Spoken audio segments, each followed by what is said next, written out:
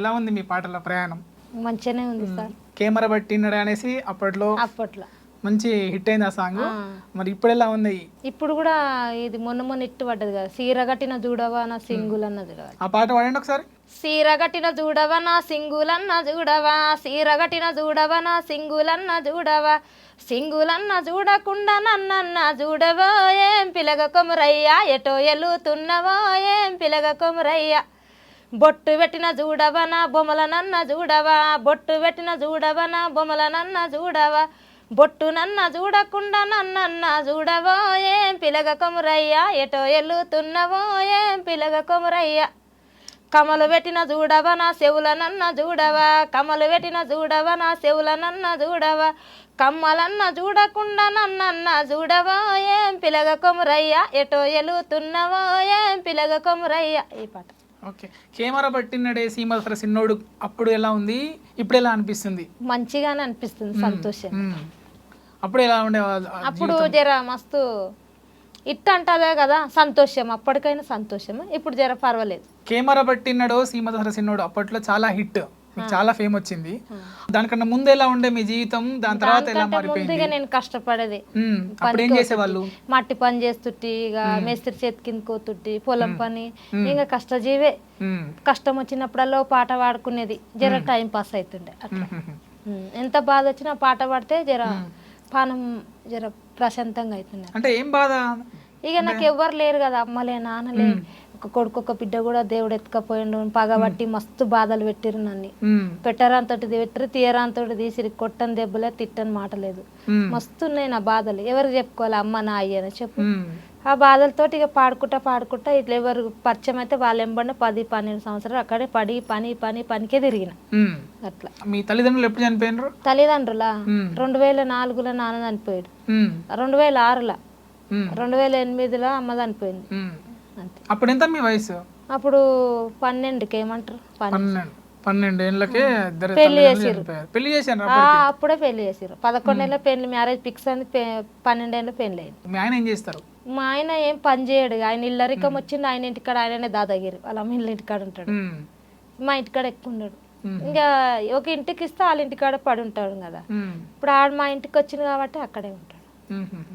అంటే మీ అబ్బాయి కూడా చనిపోయిందని తెలిసింది, అంటే ఎట్లా అయింది అది? ఇంకా అది పెద్ద కథ జరిగింది అది. ఇంకా అదేం చెప్తే మళ్ళీ పాగాలు. నాతోటి ఉన్న వాళ్ళు నన్నే మోసం చేసిండ్రు. అంతే, నాకు కావాల్సిన వాళ్ళే మోసం చేసిండ్రు. కానీ వాళ్ళు బయటకు పడలేదు. బయట పడింటే తెలుస్తున్నాను, బయటకు పడకుండా చేసిర్రు. మరి ఏం చేస్తాం, నమ్మిచ్చి మోసం చేసి. అంటే మీ కొడుకుని తలుసుకొని పాట కూడా పాడతారు అన్నారు, పాడండి పాట.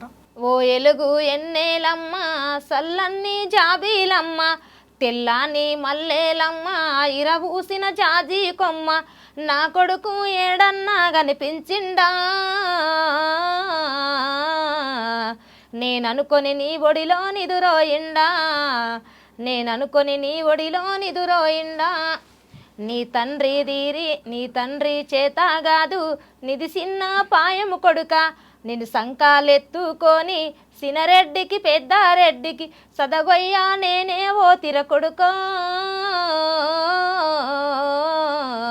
సదగింజ జాడెరు గనురా కొడుక, సదగింజ జాడెరు గనురా కొడుక, సదసేను గొయ్యావోతే సలిజారామొచ్చే కొడుక, సదసేను గొయ్యావోతే సలిజారామొచ్చే కొడుక, సలిజారామొచ్చి నాదిర కొడుక,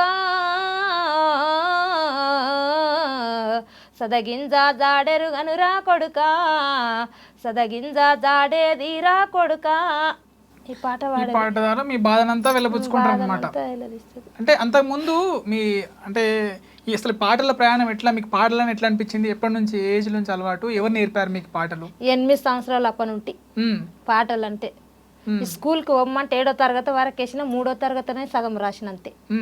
ఈ స్కూల్లో పలకలు పుస్తకాలు అక్కనే పెట్టేది, ఇంటికి వచ్చేది. చెమ చెక్క ఆట ఆడేది, తొక్కుడు బిల్ల ఆడేది, ఉయ్యాల ఆట ఆడేది, పొయ్యేలు కదా ముగ్గేసేది. మా అమ్మ వచ్చే వరకు పని చేయాలని. కొద్దిగా మా అమ్మకు పిడిసి వస్తున్నప్పుడు మా అమ్మని చూసుకోలే, నీళ్ళలో పనికొస్తుంది, నేను పని నేర్చుకోవాలని, అదే పని చేయాలని ఇంట్రెస్ట్.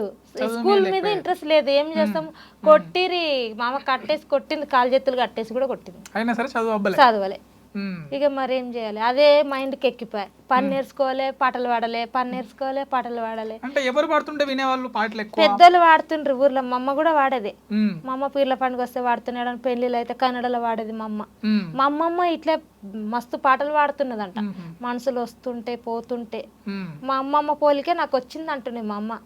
మా అమ్మ గొంతు నీకు వచ్చింది బిడ్డ అని చెప్తుంది. కన్నడలో పాడతారా? ఒకసారి పాడండి చూద్దాం కన్నడ. ಒಂದು ಗಂಡವ ನೀರು ತುಂಬೂತ ತೊಳಕೂತ, ಒಂದು ಬಂಡವ ನೀರು ತುಂಬೂತ ತೊಳಕೂತ, ಮುದಮ್ಮ ಲಾಕ್ಸಿಮ್ ಜಲುಕಾಕೆ ಸೋ ಸೋಬನ ಬನ್ನೀರೆ, ಮುದಮ್ಮ ಲಾಕ್ಸಿಮ್ ಜಲುಕಾಕೆ ಸೋ ಸೋಬನ ಬನ್ನೀರೆ. ಮುದಮ್ಮ ಲಾಕ್ಸಿಮಿ ಜಲಕಮ್ಮಡಿದ ನೀರು, ಮುದಮ್ಮ ಲಾಕ್ಸಿಮಿ ಜಲಕಮ್ಮಡಿದ ನೀರು, ಟೆಂಗಿಯ ಬಲಕೊಂದರು ದಾವೆ ಸೋ ಸೋಬನೆ ಬನ್ನೀರೆ, ಟೆಂಗಿಯ ಬಲಕೊಂದರು దావే సో సోబన బన్నీరే. అమ్మ వాడేది ఈ పాట. తెలుగులో మన తెలుగులో ఉందా ఈ పాట? ఆ తెలుగులా టెంకాయ తోటలలో నీళ్ళు తానం చేపిస్తే ఎక్కడ పోతావి, చెల్లెలే కూస్తున్నది, తెంగి అంటే చెల్లెలు కూస్తున్నది అంటే పూసాత అయిన పిల్లలకి ఫస్ట్ కుండ నీళ్ళు తానం చెప్పేలా, వందో వండవంటే ఒక కుండ నీళ్ళు అట్లా. అంటే తెలుగులో పాట ఉందా? తెలుగులో లేదు, కన్నడలోనే ఉంది. అర్థం తెలుగులో అర్థం కాని వాళ్ళకు కన్నడలో మంచిగా అర్థం అవుతుంది, తెలుగులో ఉన్న వాళ్ళకి అర్థం కాదు. కన్నడలో ప్యూర్ కన్నడ ఇది, మన తెలుగులో ఎట్లుంటది పాట అట్లా. ఇంకొక పాట పాడుతుండే మా అమ్మమ్మ వాడేది ఒక పాట. ఇప్పుడు చెన్నకేశవులు స్వామి అంటే తెలుసు కదా, దేవుళ్ళ గురించి. కురుమూర్తి రాయుడు చెన్నకేశవులు అని తెలుసు కదా.